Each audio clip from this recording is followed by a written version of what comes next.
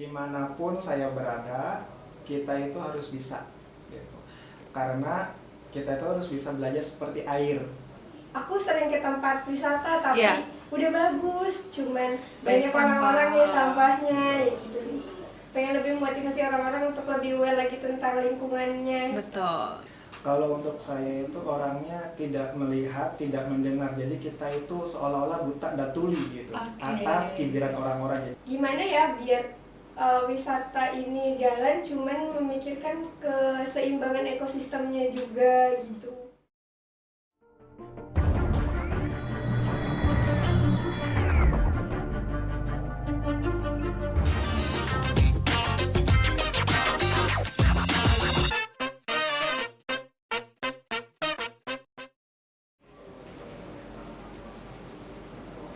Halo teman-teman milenial, kembali lagi di channel seputar bonus demografi dalam segmen Milenial Menginspirasi.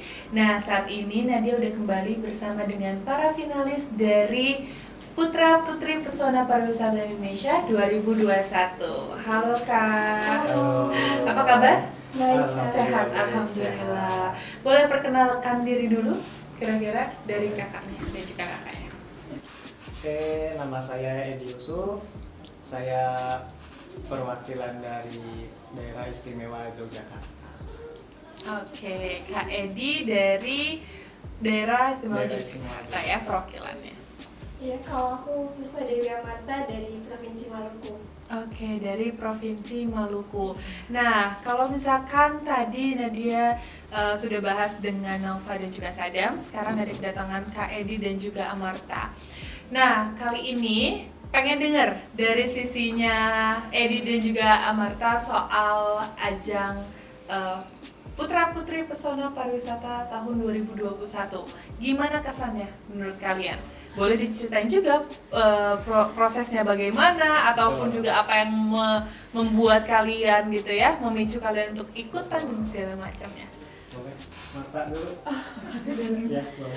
Seru banget sih, banyak pengalaman yang aku dapat, terus juga jadi banyak motivasi. Kebetulan aku juga baru pertama kali ikut ajang kayak gini, jadi tadinya agak sempet pasrah duluan, cuman ada semangat dari Kenalul, jadi aku ikut maju lagi. Oke, jadi emang agak sedih. Tadinya maju mundur gitu Iya. ya, ikut apa? Karena pertama kali.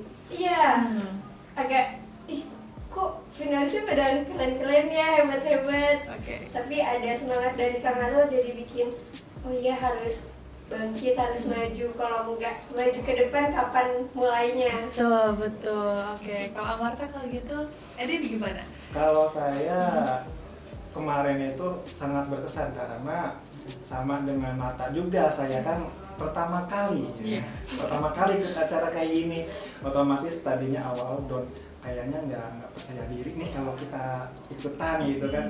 Terus ketika masuk ternyata wow sekali gitu. Oke, apa nih wownya? Wownya itu mereka bagus-bagus, cantik-cantik, ganteng-ganteng, dan pasti mereka pilihan dari tiap provinsi yang bukan sembarangan gitu kan, dimana yang buat nyali kita itu ciut gitu. Ciut apa ya? Teman-teman itu bagus-bagus semua loh. Aku gimana gitu loh, seperti itu. Iya. Tapi kan setelah semua prosesnya berjalan gitu, terlalui gitu ya. Betul, Apa terlalui. motivasinya kira-kira dari Edi dan juga Marta? Kalau saya motivasinya dimanapun saya berada, kita itu harus bisa gitu. Karena kita itu harus bisa belajar seperti air. Oke. Ya, dan kita selain belajar dari air, kita juga mengamalkan kita supaya bisa menjadi kedua tangan, supaya berharga dan bermanfaat untuk semua. Kenapa? Kemarin sangat wow itu banyak teman-teman yang bagus-bagus. Itu bukan membuat kita sebetulnya down ya, tapi harusnya malah maju ya, bangkit. Karena dengan adanya pertemuan, perkenalan, pasti banyak wawasan atau ilmu pengetahuan yang baru gitu. Oke, itu iya, jadi pengalaman yang baru. Betul. Gitu ya, mencoba hal baru pasti akan bermanfaat nantinya. Betul. Gitu ya. Kalau dari Marta? Kalau aku sih memotivasi diri untuk lebih maju ke depan aja, Kak, banyak pengalaman. Oke, ini kan yang paling diandalkan untuk bisa mencoba hal baru adalah pasti percaya diri gitu ya. Betul. Nah, gimana cara Edi dan juga Marta untuk meningkatkan kepercayaan diri? Kita kali ini bahas temanya soal percaya diri deh gitu, Boleh. karena dari banyak Siap. milenial gitu ya, dari teman-teman yang masih remaja itu kan pasti banyak hal-hal yang ngebuat dia down gitu, apa-apa yang ngebuat dia jadi aduh nggak percaya diri deh gitu, apalagi di masa pandemi. Gimana ya cara membuat diri itu terlihat gitu ya. Nah, kalau dari kalian gimana? Boleh, sama Marta dulu. Kayak sebelum deh. Boleh.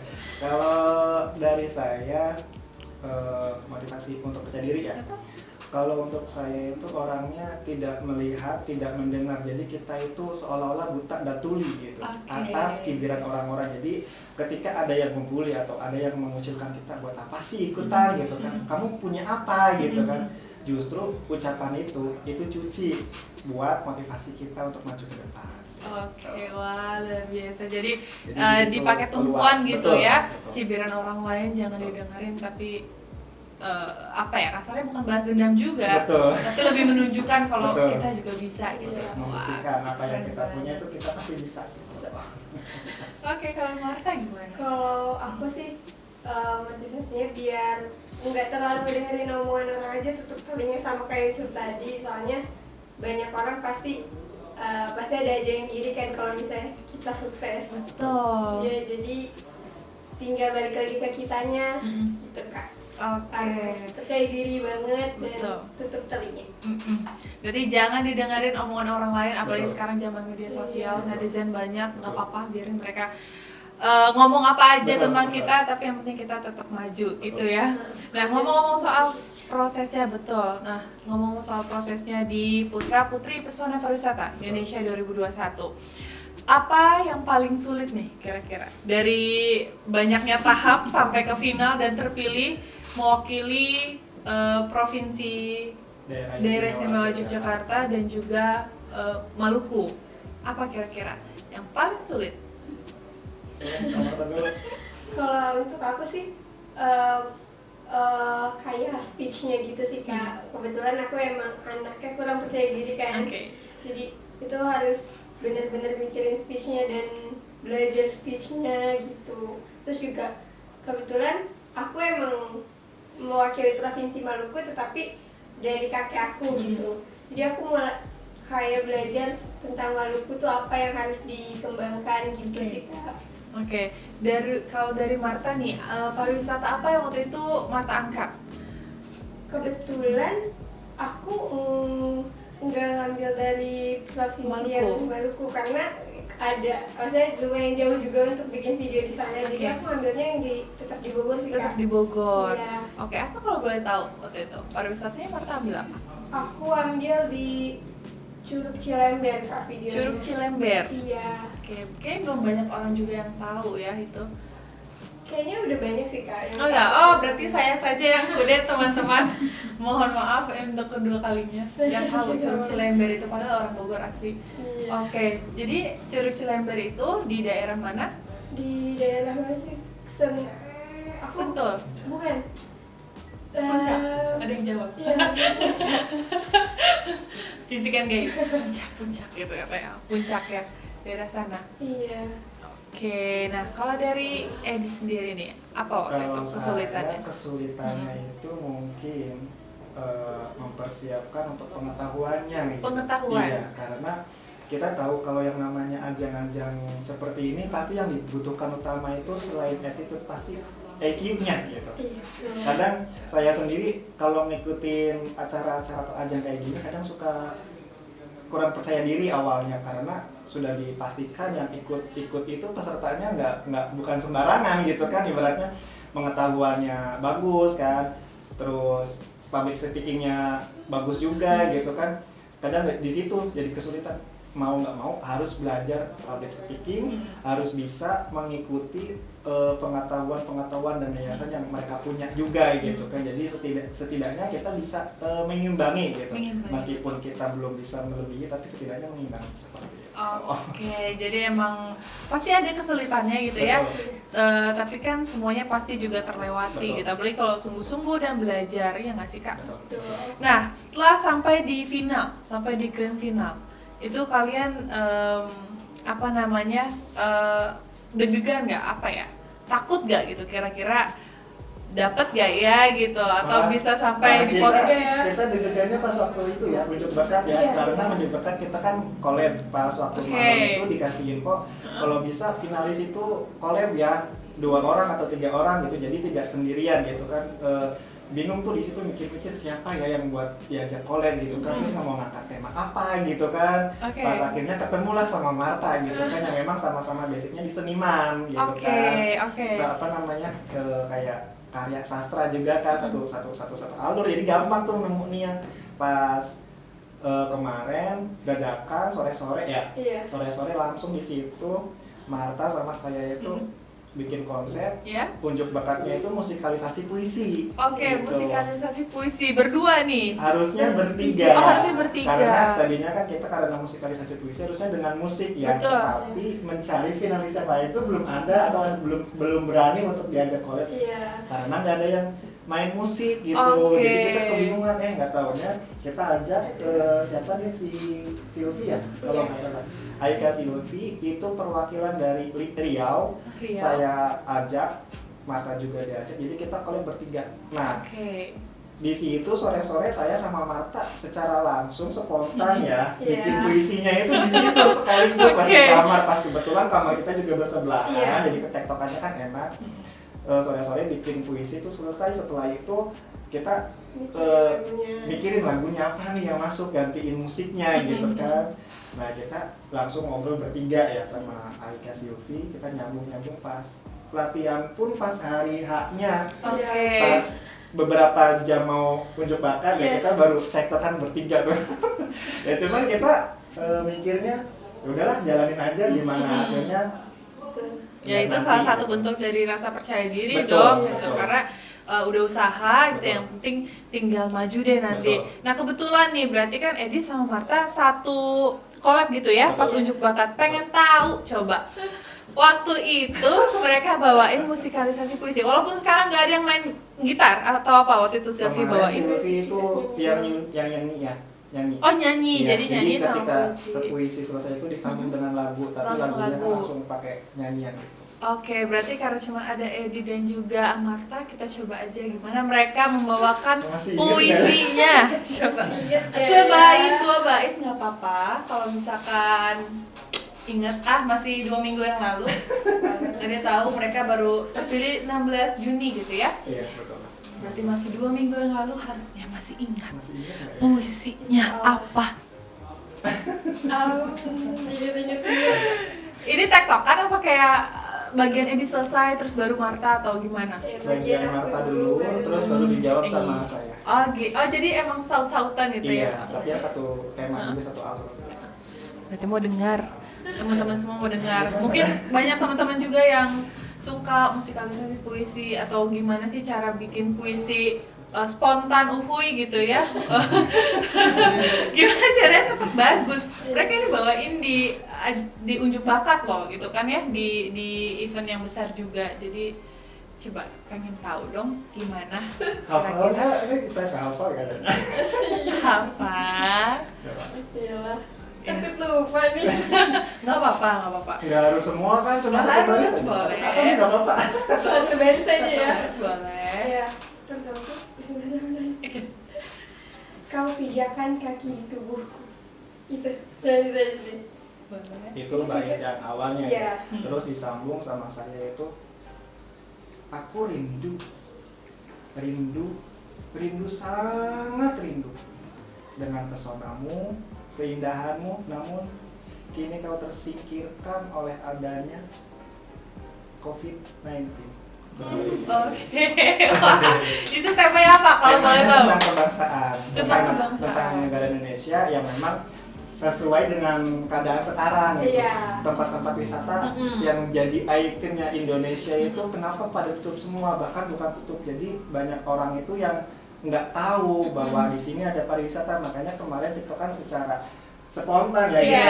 itu di depan kamar ngobrol apa nih yang mau diangkat, ya udah yang sejalan atau yang seiraman dengan kondisi sekarang. Jadi kemarin itu judulnya itu saya ingat, Aku juga lupa. Indonesia yang tersingkirkan. Oke, Indonesia yang tersingkirkan. Jadi tema yang diangkat Betul. tentang pariwisata Iya. yang memang saat ini nggak bisa dikunjungi gitu ya karena Semua pandemi. ditutup semua gitu akses. Orang Wah, luar biasa Dedi sama Marta. Terus setelah menampilkan apa waktu itu, masih inget gak komentar juri kayak apa? kemarin sih nggak ada Nggak komentar ada ya, komentar. karena Komentar. itu langsung ketika peserta unjuk bakat selesai langsung di Langsung ganti peserta yang lain. Nah, oke. Berarti kan tadi nyambung nih sama puisinya. Kita kan semua tahu ya sekarang lagi pandemi, lagi di masa pandemi semuanya tutup pariwisata. Kalian yang mungkin memang punya program kerja untuk menyebar luaskan gitu ya, pariwisata juga kan pasti terhambat. Betul. Semuanya serba online, semuanya mengandalkan media sosial dan Betul. segala macam. Nah, kira-kira ada gak langkah atau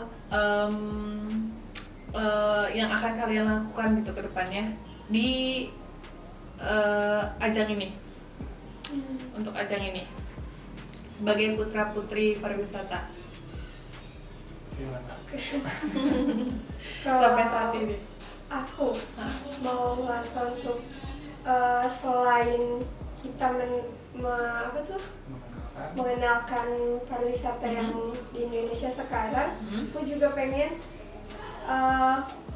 semua juga pada aware dengan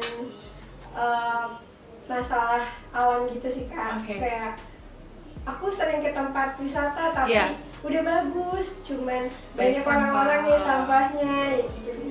Pengen lebih memotivasi orang-orang untuk lebih aware lagi tentang lingkungannya. Betul, gitu. Jadi gimana caranya menjaga gitu ya Iya. lingkungannya.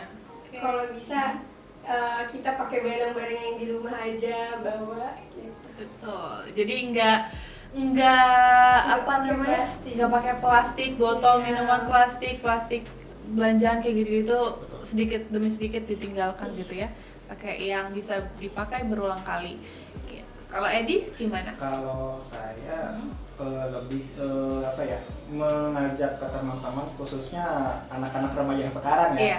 Karena kebanyakan itu mereka meskipun lagi Covid kayak gini, mereka memang tidak datang ke tempat-tempat wisata, tapi Iya. mereka datang ke tempat tongkrongan. Betul. Otomatis kalau di tempat tongkrongan itu menghambat tuh UMKM atau apa yang ada di tentang pariwisata, pasti itu terhambat juga. Karena tapi di sisi lain kalau misalkan anak-anak remaja yang sekarang larinya ke pariwisata juga nggak mungkin. Iya, gitu. karena aksesnya juga belum Betul, bisa aksesnya gitu, itu juga ditutup, bahaya. tempat pariwisatanya juga ya ada baiknya, itu lagi diperbaiki, biasanya kan seperti itu. Jadi ada untungnya juga, ada ruginya juga. Tapi untuk saya pribadi, meskipun tempat pariwisata ditutup, akses ditutup, yang namanya anak remaja, khususnya orang-orang anak-anak Indonesia Iya. ya, harus maju terus berkarya, berkembang gitu aja. Terus kalau misalkan sudah berkembang, berkarya, jangan ditinggalkan, tapi harus Iya. dijaga gitu. Betul. Karena sekarang itu hampir banyak remaja itu hampir menghilangkan gitu, melupakan gitu apa yang sudah ada, yang ditinggalkan mereka nggak jaga gitu kan, sayang sekali gitu. Jadi Seperti memang itu. harus terus dijaga, Betul. dilestarikan gitu Betul. ya. Nah, mau tanya nih soal event waktu itu gitu. Betul. Edi dan Marta, untuk teman-teman juga, teman-teman milenial di luar sana yang mungkin punya keinginan gitu untuk ikut ajang-ajang seperti ini gitu, tapi masih malu, masih nggak mau deh gitu, mungkin merasa percaya dirinya. Itu gimana kalian pada saat itu, mungkin bisa diceritakan, dibagi untuk mereka biar ngerasa, oh iya, mungkin ini jalannya juga untuk bisa mengekspresikan gitu ya diri masing-masing sebagai milenial. Gimana? Kalau saya menginspirasikan ke teman-teman itu, kalau bisa jangan punya satu talent. Oke, Gitu. jadi Karena kita hidup itu banyak pintu manapun kita harus buka dan dimanapun kita berada kita harus bisa gitu. Jadi apapun peluang itu kita ambil meskipun kita belum bisa sama sekali, di situ kita bisa belajar dan mengambil hikmah yang baru kita pertama kali kita bisa. Pasti ada perjalanan, ada cerita itu yang diambil. Oke, kalau dari Marta sendiri gimana? Gimana tuh Kak? Gimana motivasi untuk teman-teman milenial ataupun cerita kamu juga waktu saat itu untuk bisa percaya diri? Apa ya? Balik lagi ke masing-masing percaya dirinya mereka, terus jangan pernah dengerin orang, dan kita harus menjadi orang yang multi talent, serba bisa Kak. Oke. Karena orang bakal ngeliat apa yang kita bisa dan mau belajar, itu sih. Gak ada orang bodoh kan? Betul. Nggak ada orang bodoh, cuma ada orang yang nggak mau aja. Iya. Nggak mau belajar, nggak mau usaha, nggak mau cari tahu, dan yang lain-lain. Oke deh, nah terakhir, mau pertanyaan terakhir ini kan balik lagi kita ke pandemi gitu ya. Atau kalian juga kita semua serba terhambat gitu, dari mulai yang mahasiswa, yang pelajar, sekolah, semua masih tutup, pariwisata juga masih tutup. Ada harapan untuk negeri tercinta yang ingin disampaikan untuk masyarakat, untuk teman-teman sebaya, kira-kira apa? Kedepannya Indonesia dan diri kita masing-masing harus seperti apa? Kalau dari saya untuk ke depan, bukan hanya untuk negara Indonesia, bukan hanya untuk kita sendiri, tapi untuk semua. Kita itu hidup harus bisa menghidupkan kehidupan yang hidup gitu. Karena ketika sudah hidup kita tidak menghidupkan, itu sama aja kita memusnahkan yang hidup, seperti itu. Jadi apapun yang kita jalani sekarang untuk masa depan atau besok, kalau bisa kita itu terus berkarya. Karena apa? Orang hidup itu tidak bakal dikenal kalau tidak meninggalkan karya. Seperti itu. Betul. Jadi apapun yang punya, apa yang kita punya, karya apapun itu kita kembangkan, kita jalani, dan tinggalkanlah karya itu sebelum kita pergi. Seperti itu. Karena kita pasti dikenal. Luar biasa ini Kak Edi ini. Oke, mantap banget Kak. Nah, kalau misalnya dari Marta sendiri kira-kira apa? Untuk sekarang ya, Iya. mungkin aku tuh orangnya yang terlalu resah dengan keadaan sih Kak. Apalagi banyak banget yang bilang kita lagi ada di krisis yang kayak kurang baik, terus diprediksi juga kalau di tahun 2024 kayak bakal adanya apa tuh? Kayak semacam ramalan-ramalan gitu. Ya, ramalan pemanasan global yang semakin tinggi. Ya itu aku rasa banget sih. Dan aku juga sempat pernah diskusi sama teman-teman aku, gimana ya biar wisata ini jalan, cuman memikirkan keseimbangan ekosistemnya juga gitu. Itu sih Kak. Oke, wah berarti luar biasa banget untuk Edi dan juga Marta. Teman-teman milenial juga harus diikuti. Betul. Kalau misalkan bisa menjadikan teman-teman yang di sini sebagai cerminan, boleh sekali. Yang penting kan yang kuncinya adalah percaya diri. Betul. Percaya diri dan aware sama lingkungan gitu ya, dimanapun kita tinggal. Terima kasih Edi dan juga Marta. Selamat sekali lagi juga untuk terpilihnya sebagai putra-putri pesona pariwisata Indonesia 2021. Nanti kalau ada kesempatan lain kita ngobrol-ngobrol lebih lanjut. Siap, boleh sekali. Oke, kalau gitu teman-teman milenial, terima kasih yang sudah menonton. Jangan lupa juga untuk like, subscribe channel ini karena kita akan kasih informasi yang menarik seputar milenial di Indonesia gitu. Terima kasih juga untuk bintang tamu kali ini, ada Edi dan juga Marta. Sampai jumpa kalau gitu di episode berikutnya. Dadah.